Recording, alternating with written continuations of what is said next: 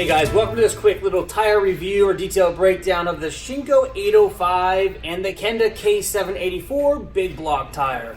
These tires are comparable in price. We have $95 for the Shinko and $105 for the Kenda.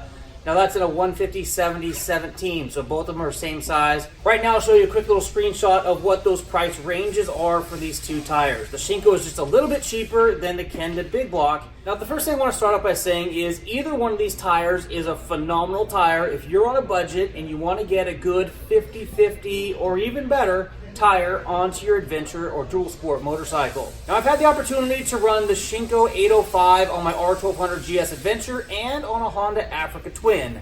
The big block I've had the opportunity to run on my 950 Super Enduro and on the Africa Twin as well. Now, I've got to say that the results or the feeling that I got running these tires on those various bikes were the same respectively for each of the tires. So the response that I got from the Bridgestone AX41 versus the Motaz Tractionator Rally tire was huge. And you guys came back and said we really want to see the budget comparison between the Shinko and the Kenda big block. So here we are today.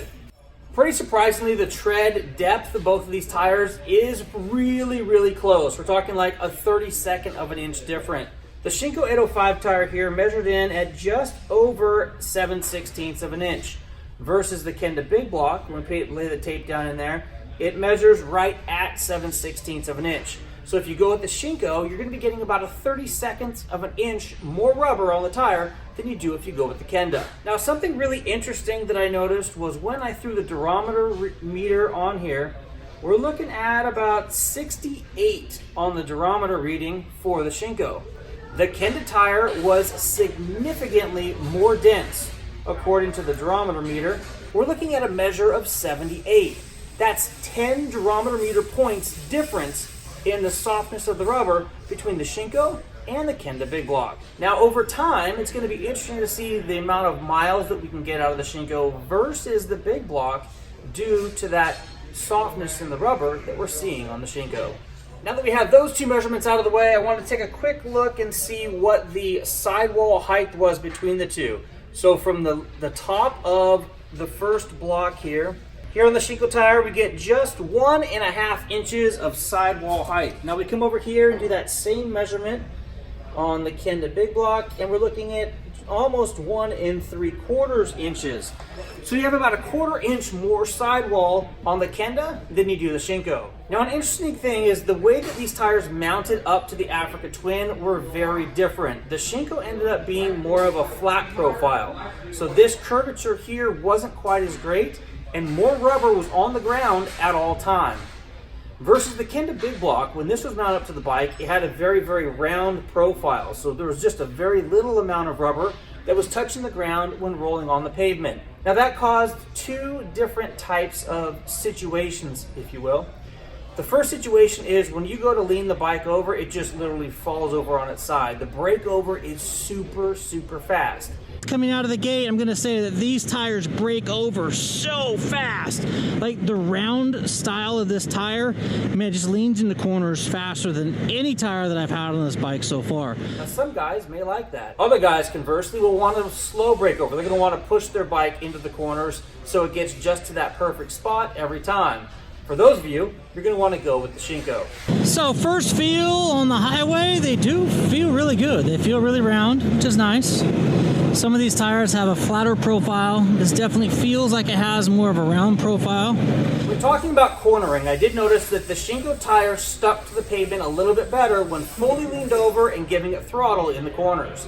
I did not have the Shinko ever step out on me. So initial impressions, I am feeling a little bit of slip, if you will, as I get completely leaned over here in the corners. It's not a scary slip, but it's just a little bit of a slip that I am noticing.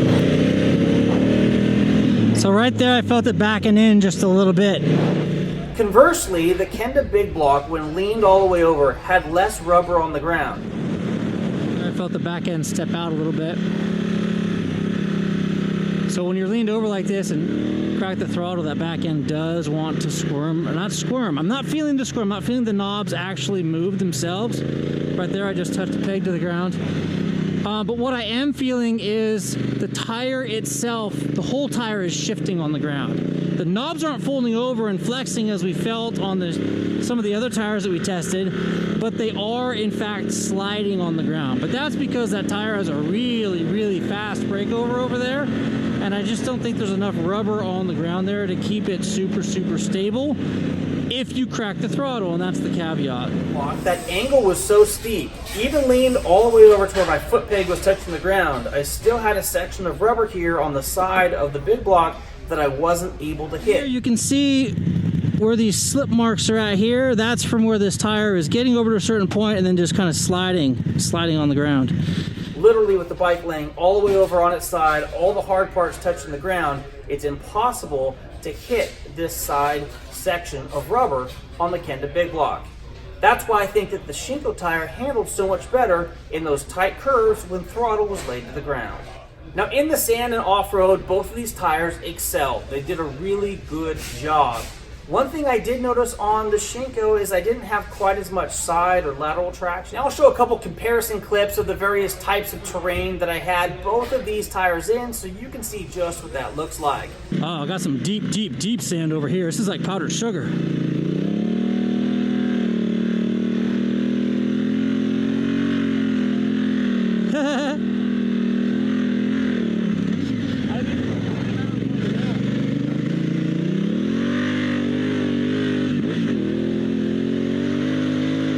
I like this big block dual sport tire, man. I like it a lot.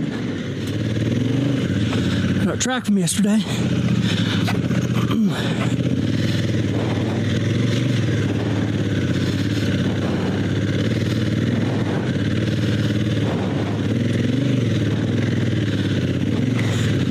Struggling in the same spot as I struggled yesterday. You can see that sign water mark right there. So with this big block dual sport tire, I'm able to put a little throttle down at the base of each of these little water bars. Just lift that front end right up. I'm getting lots of grip and lots of traction on this gravel road right here. You can totally see here yesterday's tracks versus today's tracks. Yesterday's tracks disturbed the soil a little bit. Today's tracks dug holes where it came out of, like right here. Pretty cool.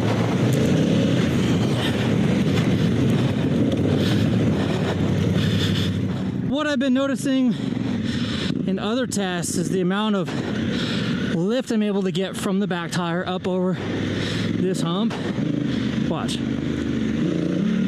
Perfect. So I have complete control. So when this tire comes up, kind of grabs and then just allows that front to sail up and over. That's a feeling that I don't get on the more street-oriented tires.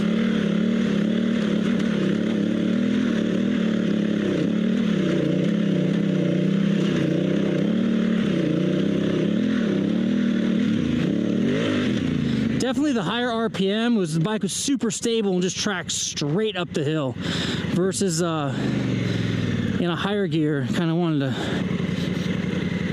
reach out for traction, if you will. I can tell you that right now I feel loads of traction from that front tire. It's not stepping out, skipping out, it's not sliding. It's just doing a really good job. ABS off, traction control off.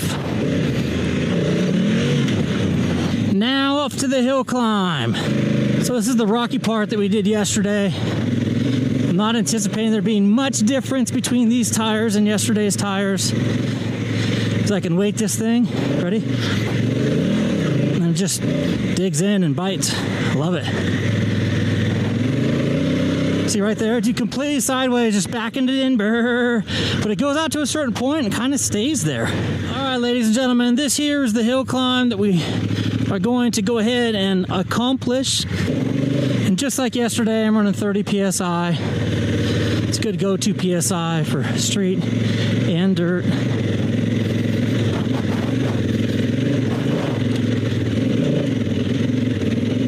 Whoa!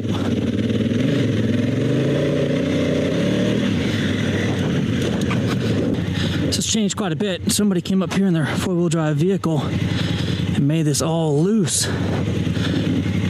But these tires feel really good. A lot better. I can actually completely stop almost. I could. The ground didn't break out right there. Again, these are phenomenal tires. They're both extremely inexpensive, and they're going to get you where you need to go if you're riding on pavement or if you're riding off-road.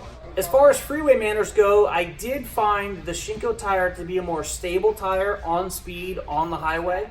It's the fact that these blocks are much larger, so there's not as much squirm, if you will. All right, so on that deceleration right there, I got a little bit of wiggle on the front end. That's going to be those knobbies adjusting to the shift in power. So I was on the gas in a corner and came off of the gas, and we got a little bit of wallow, if you will, from those front knobs. It's common. I mean, any knobby tire is going to be tall like that. The shift between those two is going to be noticeable. And there you have it, guys. Those are my impressions of the Shinko E805 and the Kenda Big Block.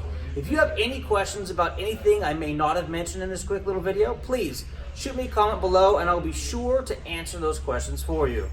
I hope you liked what you saw today. Please give it a thumbs up, and if you want more action like this coming directly to your inbox, please hit that subscribe button and, more importantly, the notification bell so you can be alerted when a new video is released. Until next time, as always, take care and ride safe out there.